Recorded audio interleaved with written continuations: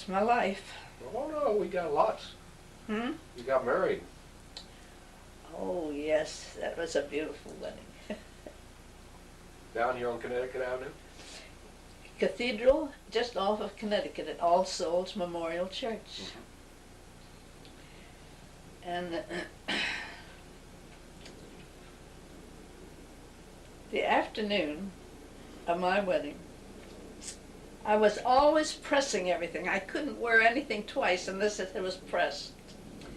And our house had basement stairs that went down,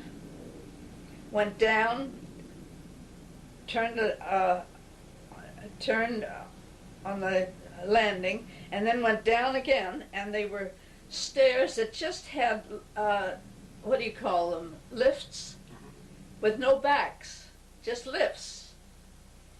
And the ironing board was underneath the stairs. And I decided that my wedding veil needed ironing, pressing, and it was borrowed.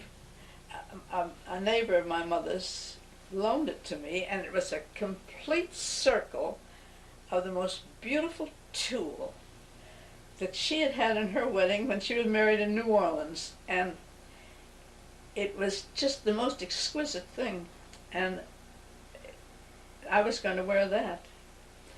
And I took it down the basement, and I was pressing it, when the man that my mother hired to come out and wash windows had a bucket of all of his water that he'd been washing windows with Bon Ami in it, and he tripped, and the bucket and all in it went down the steps, and here I was underneath the steps, and the veil underneath it too.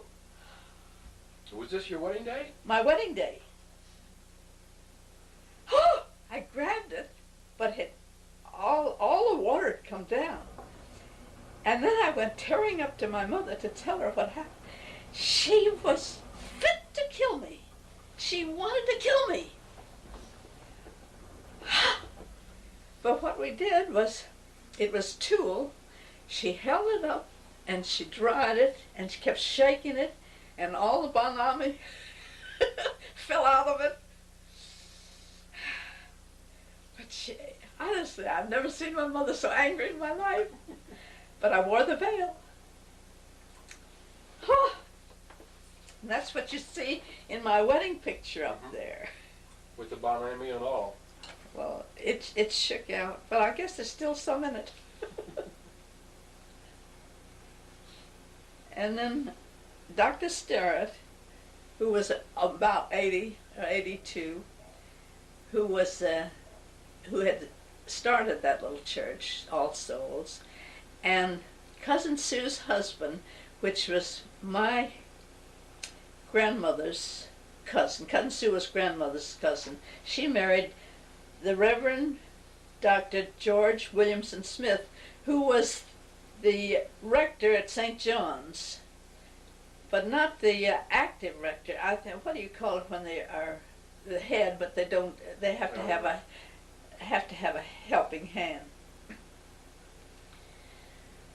He and Dr. Sterrett, these two old men, married me, and they were so beautiful up there. Dr. Sterrett was very Scotch, and he had white chops. What do you call them? Sideburns. Side chops? Yep. Mutton chops. Mutton chop. He had mutton chops, curly mutton chops in white. And Dr. Smith, George Williamson Smith, was even older than he, and both of them needed help. But they tied the knot for me, and I thought it was so beautiful. And I wanted candles on the altar, and the church was a low church, and they did not believe in candles and things like that the high church. And Dr. Sterrett had said nothing like that was going to be in his church. But my mother went to him, said that Helen wanted some candles on the altar, and I had candles on the altar. Well, where'd you go on your honeymoon? Went up to New York and stayed in the Algonquin Hotel. In what, New York City? Uh-huh. I had never been to New York. So we went down, the wedding was at 8, and the reception was at home. And then Louis in his uniform, and his saber, and his spurs. And we went down to Union Station, and all the young people followed us that we had in the wedding. And Marie Dowell and her date drove us in her father's car. And they were trying to get away from these cars that were following us. And this was around 11 o'clock at night. And I think Marie was driving. And Louis and I sat in the back.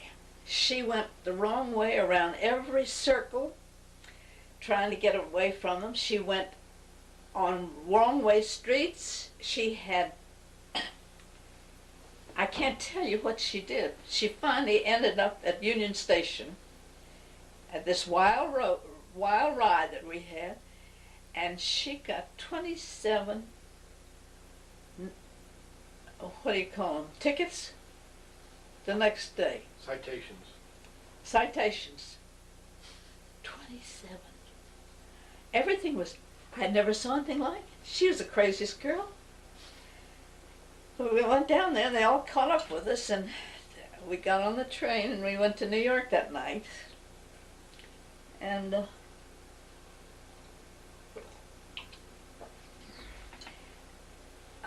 let's see. We called up Louis' cousins. Aunt